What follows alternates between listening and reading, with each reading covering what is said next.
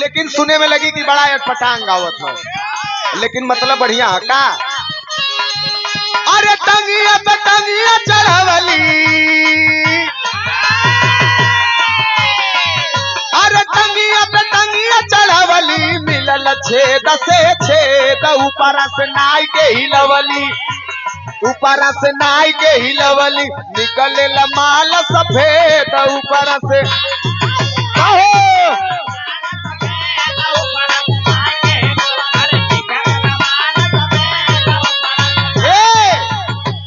देखा माता बहन लोग का में अब तक चट्टी चौराहे पे इलेक्ट्रॉनिक व्यवस्था हो गल, आटा पीसे वाली मशीन लग गई है। नहीं तो पहले आटा पीसे बदे चक्की रहे जाता, माता बहन लोग किनारे किनारे बैठ के टांग पे टांग चढ़ाए के जाता के छेदा में जब गेहूं नाय के हिलावे, हाँ जब अंदर नावे तो अटवा उजरे निकले। यहाँ से मतलब है एक लाइन और गाँव। अरे देखली सिवाना में उगल रह रे तोर, तोर में मोर घुसेला, तोर में मोर घुसेला, फाटल जल रे तोर, तोर में मोर।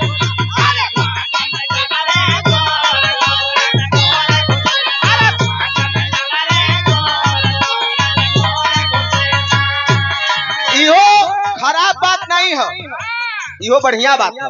जल्ला सिवान में तोर के कहल जाले सरसों के खेत में मोर जात रहे, वही के देख के कवि जी लिखल है कि तोर फटत जाए या मोर हलत जाए।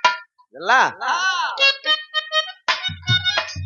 सुना अब तक पप्पू भैया बैठल हूं, तनी उनके मिजाज लायक हो जाए काठे।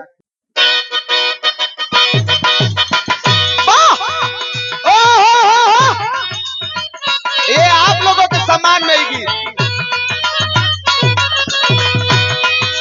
बड़ा पुरान गीत रहा है पप्पू भैया, ये समय बड़ा वायरल हो के लोग कहलन नहीं है। जानत हुआ कवन गीत है? सारे सिकवे गिले,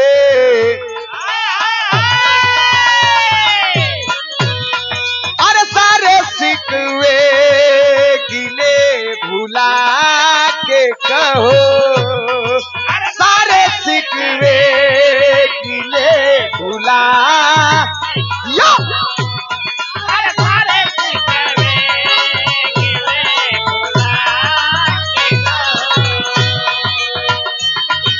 जो भी कहना हो मुस्कुरा के कहो, जो भी कहना हो मुस्कुरा के कहो, सारे सिकवे गिले मिटा के कहो, सारे सिकवे गिले।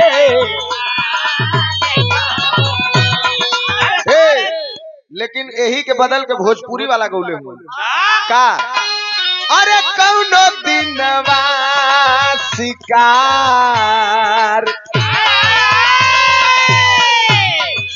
कौनो दिनवा शिकार हो जईबू, कौनो दिनवा शिकार हो।